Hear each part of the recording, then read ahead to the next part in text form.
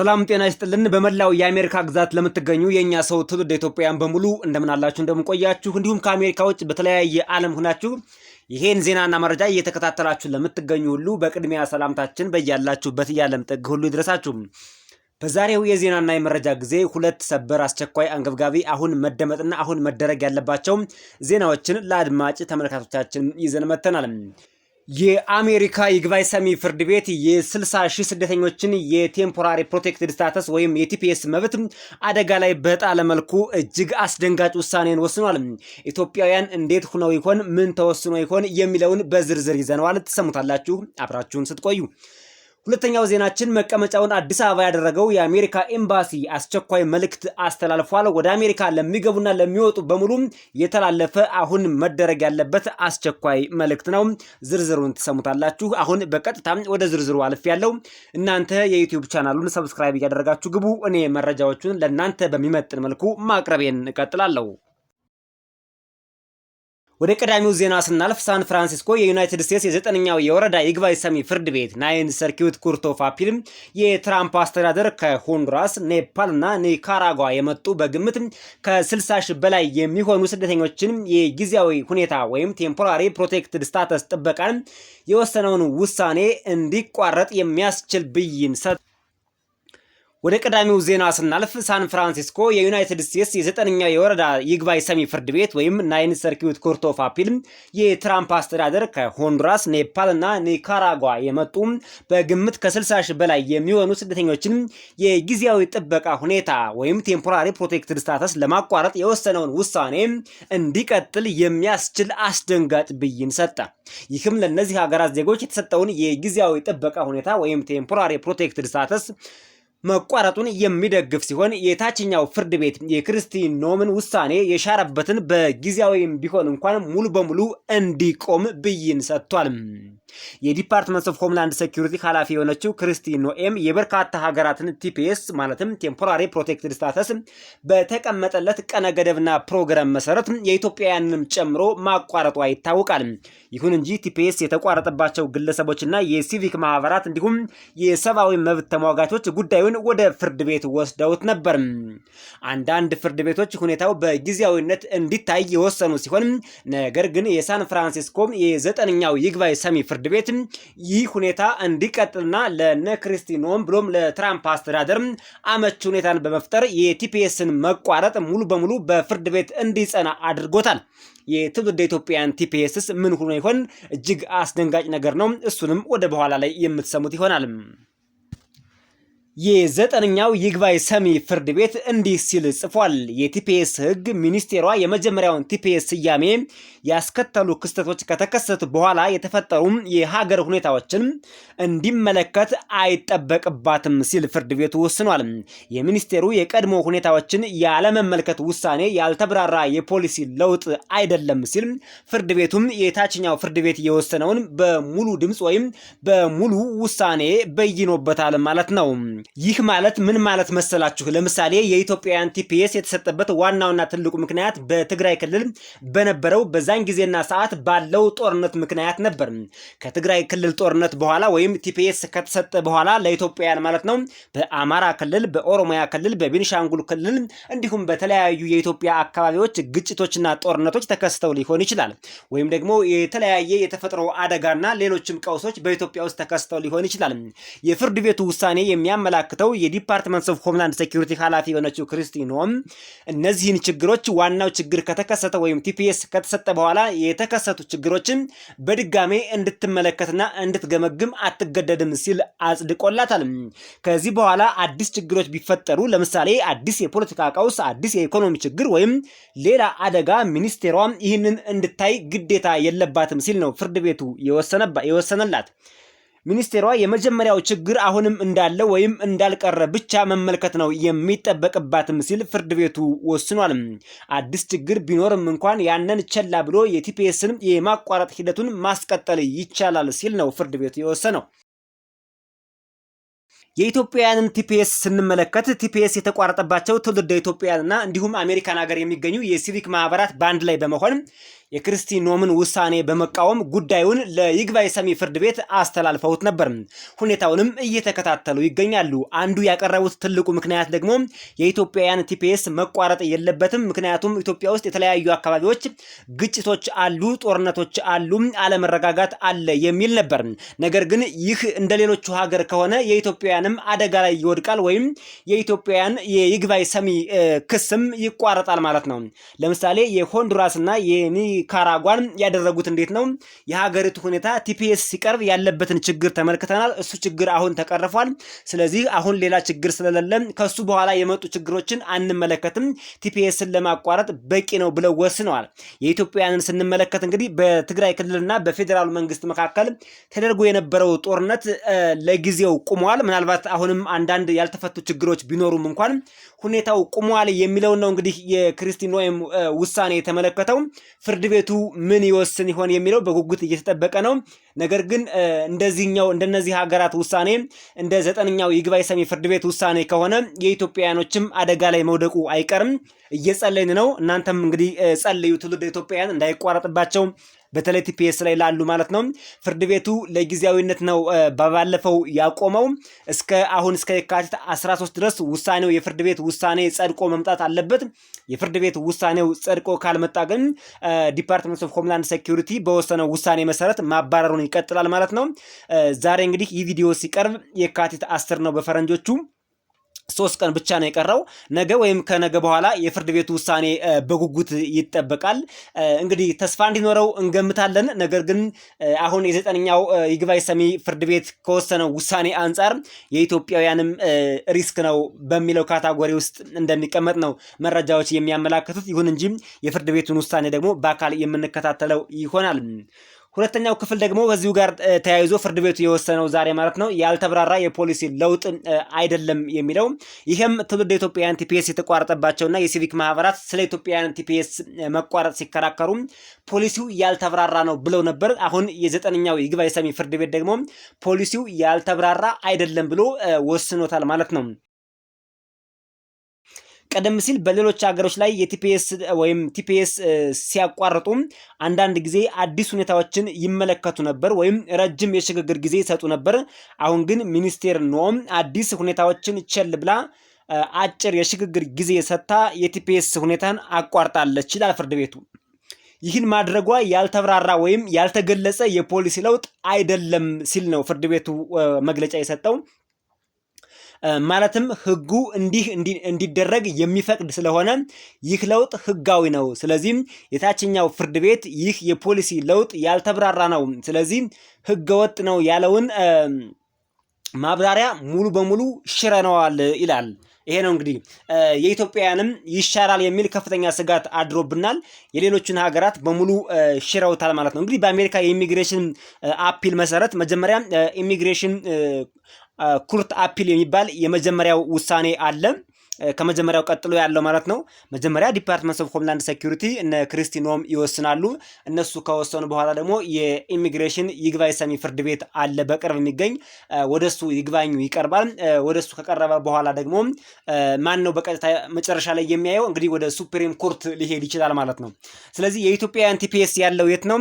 ክሪስቲ ኖም የወሰነችውን ውሳኔ ተቃውመው ከነ ክሪስቲ ኖም ቀጥሎ ያለ አንድ ፍርድ ቤት ላይ ነው ያለው። እሱ ፍርድ ቤት ለጊዜው ሁኔታው እንዲታይ አግዶት ነበር። ይሁን እንጂ ከሱ ፍርድ ቤት በላይ ያለው የሌሎችን ሀገሮች ቲፒኤስ እንዲቋረጥ ወስኗል። የኢትዮጵያውያን ደግሞ ምን እንደሚወስን እንግዲህ በቅርበት የምንከታተለው ይሆናል። እንደ ፈረንጆቹ አቆጣጠር በየካቲት 9 2026 የተሰጠው ይህ ውሳኔ ቀደም ሲል የበታች ፍርድ ቤት የጥበቃ ስረዛውን ህገወጥ ነው በማለት የሰጠውን ትዕዛዝ ለጊዜው አግዶታል ይላል። ስለዚህ እንዲያባረሩ ፈቅዶላቸዋል ማለት ነው። በነገራችን ላይ ፍርድ ቤቶች አሁን ላይ ለነ ፕሬዚዳንት ትራምፕ ለነ ክሪስቲ ኖም አጠቃላይ እየወሰነ ነው፣ ወደ እነሱ እየወገነ ነውና የስደተኞችን ጉዳይ ቸላ እያለው ነው። በጣም በሚያሳዝን ሁኔታ ለኛ እየፈረዱብን ነው። ይሄ እጅግ አሳዛኝ ነው።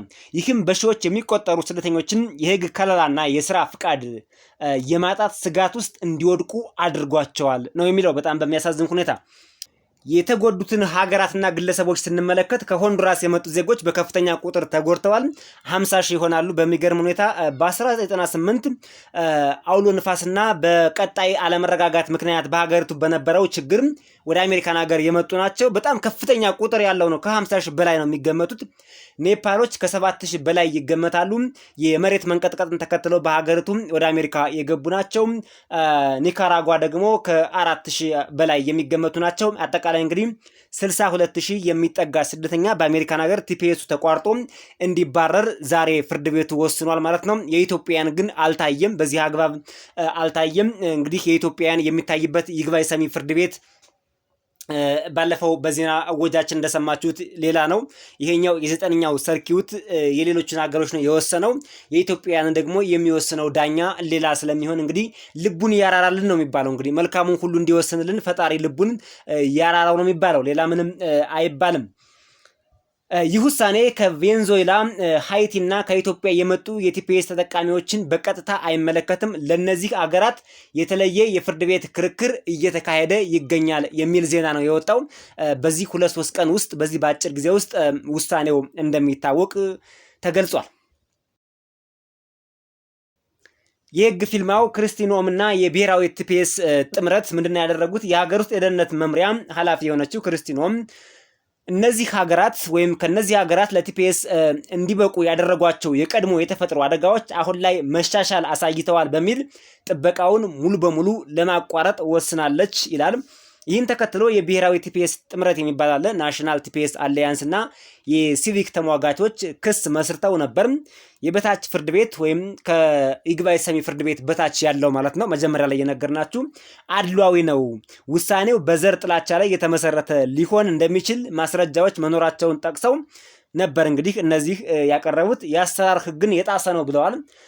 ላለፉት 22 ዓመታት ሲሰራበት የነበረው የሽግግር ወቅት አሰራሩን የጣሰ ነው በማለት ሁኔታውን ውድቅ አድርገውት ነበር።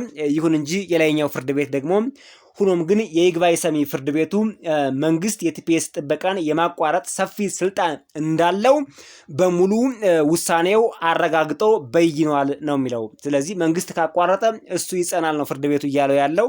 ትንሽ አስቸጋሪ ነገር ነው እየተወሰነ የሚገኘው። ምናልባት የእነዚህ ሀገሮች ስንመለከተው የመሬት መንቀጥቀጥ የተፈጥሮ አደጋ ነውና የተፈጥሮ አደጋ ደግሞ አንዴ ሪከቨር ካደረገ የሚስተካከል ነገር ስለሆነ የነዚህ ሀገራትና የኢትዮጵያን ለየት ሊል ይችላል። የትግራይ ክልል ሁኔታ እንደምታውቁት ብዙም አልተረጋጋም። አሁንም ድረስ ችግር ያለበት አካባቢ ነውና አሁንም ግጭቶች አሉ። ሁኔታው ምናልባት ከፌዴራሉ መንግስት ጋርና ከትግራይ ክልል መንግስት ጋር ቀጥተኛ የሆነ እንደ በፊቱ አይነት ጠንከር ያለ ጦርነት ባይኖርም እንኳን ሁኔታዎቹ አሁንም አልተረጋጉምና በዚህ ምክንያት ሊቀጥልላቸው ይችል ይሆን የኢትዮጵያን ቲፒኤስ የሚል ሀሳብ አለን። በአንድ በኩል ደግሞ የእነዚህን ሀገራት ውሳኔ ስንመለከተው ግን አስደንጋጭ ውሳኔ ሆኗል። የኢትዮጵያን ሁኔታ ይልና አስቀምጦታል እዛው ከስር ማለት ነው። የተለያየ የፍርድ ቤት ትግል ነው ያለው ይላል። ለኢትዮጵያን የተሰጠው የቲፒኤስ ጥበቃ ሁኔታ ከላይ ከተጠቀሱት ሀገራት የተለየና በሌላ ፍርድ ቤት የሚታይ ጉዳይ ነው። የሰረዛው ውሳኔ ጸሐፊ ክርስቲኖም የኢትዮጵያን ቲፒኤስ እንደ ፈረንጆች አቆጣጠር የካቲት 13 ቀን 2026 እንዲያበቃ ወስና ጨርሳለች። የቀረበባት ክስ አፍሪካ ኮሚኒቲ ቱጌዘር የሚባልና ሌሎች ድርጅቶች ይህንን ስረዛ ለመቃወም እንዲሁም ቲፒኤስ ላይ ያሉ ኢትዮጵያውያን ጭምር ማለት ነው በቦስተን የሚገኘው የፌዴራል ፍርድ ቤት ላይ ክስ መስርተዋል። ስለዚህ ቦታውም ይለያያል። በእርግጥ ሁለቱም የቦስተኑም ቢሆን አሁን ያቀረብንላችሁ በሆንዱራስ የወሰነውም ቢሆን ሁኔታው አንድ አይነት ነው። ይግባኝ ሰሚ ናቸው። ሁለቱም ፍርድ ቤቶቹ ይግባኝ ሰሚ ናቸው። ስለዚህ በየአሜሪካ በየስቴቱ የተቀመጡ ይግባኝ ሰሚ ፍርድ ቤቶች ናቸው። ፖዚሽናቸው ተመሳሳይ ነው። ምናልባት ግን የውሳኔ አሰጣጥ ሂደታቸውና ሌሎቹም የሚለዩቸው ነገር ከሌለ በቀር ሁለቱም ይግባኝ ሰሚ ናቸው። የፍርድ ቤቱ ውጤት እንደ ፈረንጆቹ አቆጣጠር ጥር 30 አንድ የፌዴራል ዳኛ የኢትዮጵያን ቲፒኤስ ስረዛ ለጊዜው የሚያግድ ትዕዛዝ ሰጥቷል። ለጊዜው እንዲታገድ ብሎ ሰጥቷል። ሆኖም የ9ኛ ወረዳ ፍርድ ቤት ለሌሎች ሀገራት የሰጠው ውሳኔ ለኢትዮጵያውያንም ላይም ከፍተኛ ስጋት ደቅነዋል ይላል። ይሄ ነው ትልቁ ነጥብ። እንግዲህ ይሄ ነው ልክ እንደነሱ ይወሰንብናል የሚል ከፍተኛ የሆነ ስጋት በኢትዮጵያውያንም ላይ ደቅነዋል። ለኢትዮጵያውያን ደግሞ የካቲት 13 የጊዜ ገደብ ከመድረሱ በፊት ፍርድ ቤቱም የሚሰጠው የመጨረሻ ውሳኔ በጉጉት እየተጠበቀ ነው ይላል። እንግዲህ የተከበራችሁ አድማጭ ተመልካቾቻችን ፈጣሪ ጠብቃቸው፣ ቲፒኤስ ላይ ያሉ ኢትዮጵያውያንን እንጸልይላቸው እያልን ወደ ቀጣዩ ዜናና መረጃ አልፈናል። የመጨረሻው ዜና የሚሆነው መቀመጫውን አዲስ አበባ ያደረገው የአሜሪካ ኤምባሲ ያወጣውን አስቸኳይ መልእክት ለእናንተ ማድረስ ይሆናል። የአሜሪካ ኤምባሲ ያወጣው አስቸኳይ መልእክት ምንድነው? ማንኛውም ሰው ወደ አሜሪካን ሀገር የሚገባ በሙሉ ማለት ነው የቪዛ ቆይታው በግለሰቡ ላይ ብሎም በሀገራችን በኢትዮጵያ ላይ ችግር እየፈጠረ ስለሆነ የቪዛ ቆይታው ቫሊዲቲ ለምን ያህል ጊዜ እንደሆነ በዚህ ዌብሳይት ተጠቅማችሁ ቼክ በማድረግ ራሳችሁን ከአላስፈላጊ ቆይታ ወይም ደግሞ ካላስፈላጊ ኪሳራ እንድትጠብቁ የሚል የተላለፈ አስቸኳይ መልእክት ነው። እዚህ ላይ እንደምትመለከቱት እንግዲህ ይሄ ዜና ከወጣ አሁን ከ4 ሰዓት በፊት ማለት ነው የተለቀቀ መረጃ ነው። እንደምትመለከቱትም መረጃው እንዲላል when entering the United States it is important to know how long you are permitting to stay admitted. Keep track of your visa validity at https ይልና ዌብሳይቱን አስቀምጦታል ማለት ነው። ስለዚህ ወደዚህ ዌብሳይት እየገባችሁ የእናንተን የቪዛ ቫሊዲቲ ምን ያህል ቀን እንደቀረው አረጋግጡ ነው የሚላችሁ። በቀጥታ ይችን ክሊክ አድርጉና መግባት ትችላላችሁ ማለት ነው።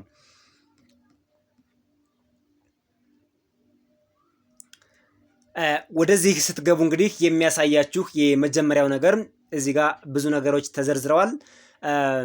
how much longer may I remain in the United States የሚለውን ትመርጡለታላችሁ። ይችኛዋን ቦልድ የምናረጋትን ማለት ነው። ይሄን ትመርጡለታላችሁ። ዘን ክሊክ ታደርጋላችሁ። ራሱ ሃይፐርሊንክ አለው። ከስሩ ሃይፐርሊንክ ተቀምጧል። ቪው ኮምፕላያንስ የምትል ሃይፐርሊንክ ከታች ታገኛላችሁ። ያት እዚች ጋር ቪው ኮምፕላያንስ ትላለች። ይችን ሃይፐርሊንክ ክሊክ ስታደርጓት ይወስዳችኋል ማለት ነው፣ ይከፍትላችኋል። እዚህ ጋር የሚመጣ ነገር አለ። ተርም ኦፍ ሰርቪስ ማንበብ ትችላላችሁ። ይሄን ብታነቡት ጠቃሚ ነገር ታገኙበታላችሁ። ስለዚህ ሁለት ነገር አለው። አንደኛው አክሴፕት ይላል፣ አንደኛው ዲክላይን ኤንድ ኤግዚት ይላል፣ ሁለተኛው ደግሞ አክኖሌጅ ኤንድ አግሪ ይላል።